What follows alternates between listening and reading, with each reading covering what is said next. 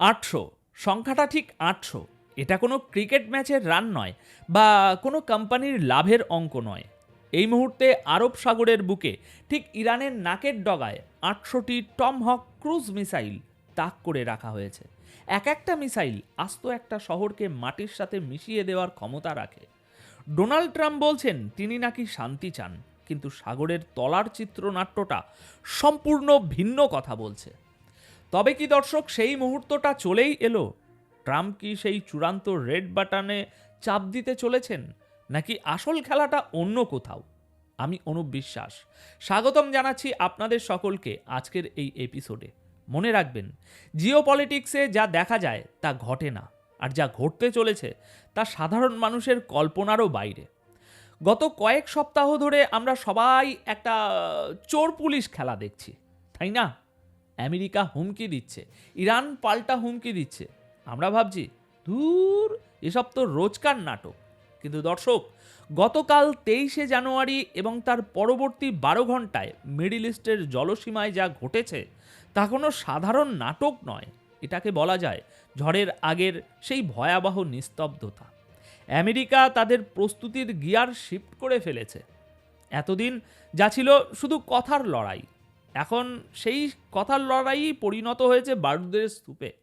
Satellite image, intelligence report এবং ট্রাম্পের অদ্ভুত সব সিগন্যাল, সব কিছুকে এক সুতোয় গাঁথলে যে ছবিটা ফুটে ওঠে তার রীতিমতো হাড় হিম করা। প্রিয় দর্শক, আজকের এই প্রতিবেদনে আমরা 4টি অত্যন্ত গুরুত্বপূর্ণ ব্রেকিং নিউজ এবং তার ভেতরের আসল সত্যটা বিশ্লেষণ করব। আজকের প্রথম এবং সবচেয়ে বড় ব্রেকিং, আমেরিকা তাদের সামরিক শক্তি প্রদর্শনের যে প্রদর্শন সেটাকে নেক্সট লেভেলে নিয়ে চলে গেছে। আরব সাগর এবং ওমান উপসাগরে এই মুহূর্তে 800-র বেশি টমাহক মিসাইল পজিশন নিয়ে ফেলেছে। প্রশ্ন হলো, এই বিপুল পরিমাণ মারণাস্ত্র কি শুধু ভয় দেখানোর জন্য, নাকি বড় কোনো অ্যাকশনের ব্লুপ্রিন্ট? দ্বিতীয় খবর, যা পুরো বিশ্বের অর্থনীতিকে কাঁপিয়ে দিতে পারে, ইরান থেকে এসেছে সরাসরি এবং খোলা হুমকি। এবার আর কোনো রাগঢাক নেই। তেহরান স্পষ্ট জানিয়ে দিয়েছে যদি আমেরিকা একটা গুলিও চালায় তবে তারা আমেরিকার সামরিক ঘাঁটিতে হামলা করবে না।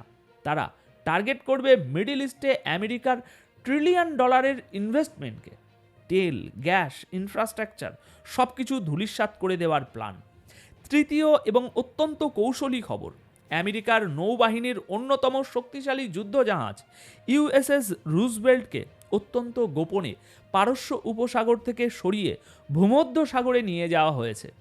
এই সাইলেন্ট শিফটিংয়ের মানে কি?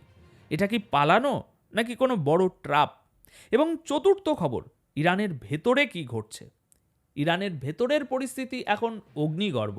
সরকারি হিসাবেই 502 জন নিহত, কিন্তু ইরান সরকার বলছে তারা নাকি আমেরিকার চাপে ফাঁসি বন্ধ করেনি। তাহলে আসল সত্যটা কি? চলুন আর দেরি না করে মূল আলোচনায় প্রবেশ করি। আসুন প্রথমে ওই 800 মিসাইলের ব্যাপারটা একটু ডিকোড করি। দেখুন, জিওপলিটিক্সে একটা কথা আছে, ইউ ডোন্ট টেক এ গান টু এ প্রেয়ার মিটিং।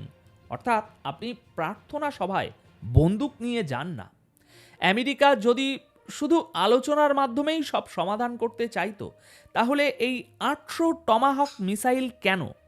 জনপ্রিয় ইসরায়েলি সংবাদ মাধ্যম জেফিট এবং অন্যান্য নির্ভরযোগ্য সামরিক ওয়েবসাইটগুলোর রিপোর্ট অনুযায়ী গতকাল 23শে জানুয়ারির পর থেকে আরব সাগরে আমেরিকান উপস্থিতির ঘনত্ব অস্বাভাবিক হারে বেড়েছে। এখন প্রশ্ন হলো, টমাহক মিসাইল জিনিসটা আসলে কি? কেন এর নাম শুনলে বড় বড় একনায়করাও ঘামতে শুরু করেন? দেখুন, টমাহক হলো আমেরিকার সেই ব্রহ্মাস্ত্র যা 1000 কিলোমিটার দূর থেকে পিন পয়েন্ট অ্যাকুরেসিতে আঘাত আনতে পারে। এর কাজ শুধু ধমক দেওয়া নয়, এর কাজ হলো এয়ার ডিফেন্স সিস্টেম গুড়িয়ে দেওয়া, রাডার ব্লাইন্ড করে দেওয়া এবং কমান্ড সেন্টারগুলো মাটির সাথে মিশিয়ে দেওয়া। যখন কোনো দেশ 800টি এমন মিসাইল কোনো একটি রিজিয়ন বা অঞ্চলে মোতায়েন করে, তার মানে তারা কোনো সীমিত যুদ্ধ বা সার্জিক্যাল স্ট্রাইকের কথা ভাবছে না, তারা ভাবছে সম্পূর্ণ ধ্বংসের কথা।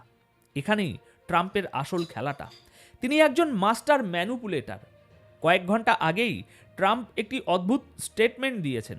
তিনি বলেছেন, a massive fleet is heading towards Iran. অর্থাৎ একটি বিশাল নৌবহর ইরানের দিকে যাচ্ছে।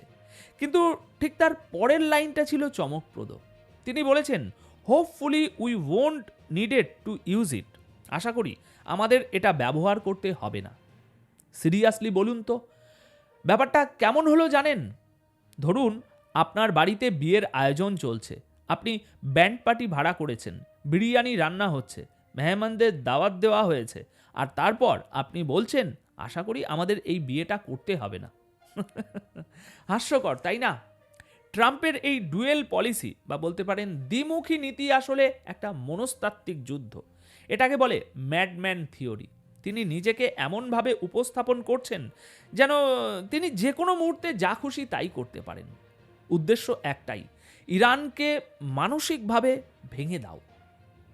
কিন্তু আমার মনে হয় না এটা শুধুই সাইকোলজিক্যাল ওয়ারফেয়ার, কারণ সাইকোলজিক্যাল গেমের জন্য 2 বা 4টে যুদ্ধজাহাজ যথেষ্ট, কিন্তু 800 মিসাইল, এটা যুদ্ধের লজিস্টিক, এটা খরচের ব্যাপার।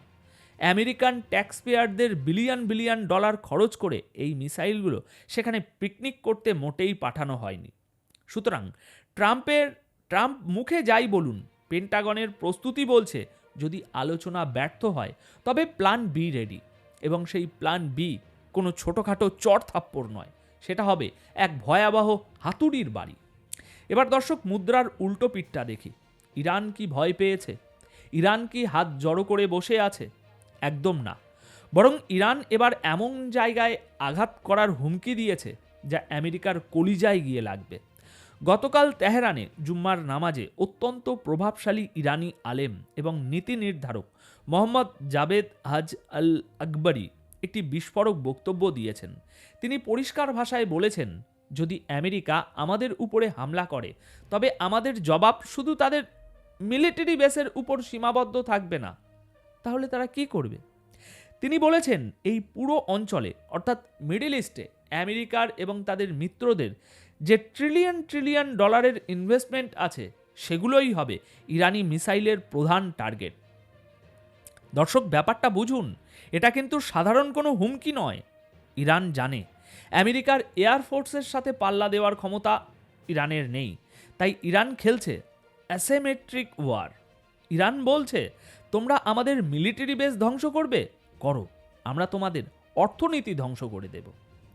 তাহলে ভাবুন তো একবার, মিডল ইস্টে আমেরিকার ইনভেস্টমেন্ট মানে কি? দুবাই, কাতার, সৌদি আরবের চকচকে সব স্কাই স্ক্র্যাপার, তেলের খনি, গ্যাস পাইপলাইন, বিশাল সব পোর্ট এবং আমেরিকান মাল্টিন্যাশনাল কোম্পানিগুলোর হেডকোয়ার্টার। আকবরী সাহেব যখন বলছেন আপনাদের কাঁচের ঘর আর আমাদের পাথর, তখন তিনি আসলে এই ইনফ্রাস্ট্রাকচারের কথাই বলছেন। যদি ইরানের মিসাইল বৃষ্টির মতো সৌদি আরবের তেল শোধনাগার বা দুবাইয়ের কোনো আমেরিকান বিজনেস হাবের উপরে পড়ে, তবে বিশ্ববাজারে তেলের দাম কোথায় যাবে ভাবা যায়? স্টক মার্কেট ক্র্যাশ করবে, গ্লোবাল রিসেশনস বা মন্দা শুরু হয়ে যাবে। ইরান ঠিক এই নার্ভটাতেই চাপ দিয়েছে। তারা বলছে, তোমরা আমাদের মারলে আমরা তোমাদের পকেট কাটব। এবং বিশ্বাস করুন, আমেরিকার কাছে সৈন্যদের প্রাণের চেয়েও অনেক সময় ডলারের মূল্য বেশি হয়ে দাঁড়ায়। দর্শক, ইরানের প্রেস টিভি এই খবরটাকে হেডলাইন করেছে। এটা কোনো বিচ্ছিন্ন ঘটনা নয়, এটা ইরানের অফিসিয়াল স্ট্যান্ড। ট্রাম্পের ম্যাসিভ ফ্লিটের জবাবে এটা ইরানের ইকোনমিক নিউক্লিয়ার বোমা থ্রেট। এবার আসি তৃতীয় এবং আমার মতে সবচেয়ে ইন্টারেস্টিং পয়েন্টটিতে। সাগরের বুকে একটা অদ্ভুত মুভমেন্ট বা নড়াচড়া লক্ষ্য করা গেছে। আমেরিকার নেভির অন্যতম বিধ্বংসী ডেস্ট্রয়ার ইউএসএস রুজভেল্ট, এতদিন এটা ছিল পারস্য উপসাগরে। এখন হঠাৎ করে অত্যন্ত গোপনে কোনো বড় ঘোষণা ছাড়াই এটাকে সরিয়ে নিয়ে যাওয়া হচ্ছে পূর্ব ভূমধ্য সাগরে। সাধারণ চোখে মনে হতে পারে হয়তো রুটিন টহল, বা হয়তো আমেরিকা তাদের জাহাজ সরিয়ে নিচ্ছে। কিন্তু যারা নেভাল স্ট্র্যাটেজি বোঝেন তারা জানেন এটাই আসল চাল। কেন জানেন? কারণ ইউএসএস রুজভেল্ট কোনো সাধারণ জাহাজ নয়, একে বলা হয় বিগ বয়। এর মূল কাজ হলো ব্যালিস্টিক মিসাইল ডিফেন্স। এর কাছে আছে অত্যাধুনিক SM-3 ইন্টারসেপ্টার্স। সহজ বাংলায় বললে এটা হলো সাগরের বুকে ভাসমান এক নিচ্ছিদ্র বর্ম বা শিল্ড। এখন প্রশ্ন হলো, এটাকে কেন ভূমধ্য সাগরে নেওয়া হলো? আপনারা জানেন, ইরান যদি হামলা করে তবে তাদের মিসাইলের একটা বড় অংশ ধেয়ে যাবে ইসরায়েলের দিকে। ভূমধ্য সাগর থেকে ইউএসএস রুজভেল্ট ইসরায়েল এবং ইউরোপের আমেরিকান ঘাঁটিগুলোকে সুরক্ষা দিতে পারবে। অর্থাৎ আমেরিকা এক ঢিলে দুই পাখি মারার ব্যবস্থা করছে। একদিকে পারস্য উপসাগরে 800 টমাহক মিসাইল দিয়ে অফেন্সিভ বা আক্রমণের প্রস্তুতি, অন্যদিকে ভূমধ্য সাগরে রুজভেল্টকে বসিয়ে ডিফেন্সিভ বা সুরক্ষার দেওয়াল তৈরি করা। এটাকে বলে আমি ঢাল দিয়ে নিজেকে বাঁচাবো আর তলোয়ার দিয়ে তোমাকে কাটবো, সেই কৌশল। যখন কোনো বাহিনী তাদের ডিফেন্স সিস্টেমকে এমন স্ট্র্যাটেজিক পজিশনে সরিয়ে নেয়, তার মানে তারা ধরে নিচ্ছে যে উল্টো দিক থেকে পাল্টা মার আসবেই। অর্থাৎ পেন্টাগন খুব ভালো করেই জানে ইরান চুপ করে থাকবে না, তাই তারা আগে থেকেই তাদের গোলকিপারকে সঠিক জায়গায় দাঁড় করিয়ে দিচ্ছে। এটা অ্যাটাক ফরমেশনের রিঅর্গানাইজেশন। এখন বাইরে যখন এত বড় যুদ্ধের আয়োজন, তখন ইরানের ঘরের ভেতরটা কেমন? দর্শক, মানবাধিকার সংস্থা এবং বিভিন্ন রিপোর্টের তথ্য মতে ইরানের সরকার বিরোধী এই আন্দোলনে নিহতের সংখ্যা 500 ছাড়িয়ে গেছে। মোট 502 জনের মৃত্যুর খবর কনফার্ম করা হয়েছে। ভাবুন তো, সরকারি হিসাবেই যদি 500 হয়, তবে বেসরকারি হিসেবে সংখ্যাটা কোথায় গিয়ে ঠেকবে? এর মধ্যে ইরানের টপ প্রসিকিউটর অদ্ভুত এক দাবি করে বসেছেন। সম্প্রতি ইরান বেশ কিছু আন্দোলনকারীর ফাঁসি বা মৃত্যুদণ্ড স্থগিত করেছে।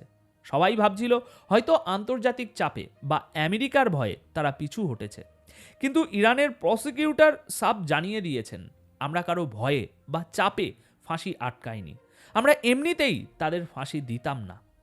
তো দর্শক, এতক্ষণ যে তথ্যগুলো আপনাদের দিলাম, 800 মিসাইল, $1 ট্রিলিয়ন হুমকি, জাহাজের অবস্থান পরিবর্তন, এগুলো কোনো বিচ্ছিন্ন ঘটনা নয়।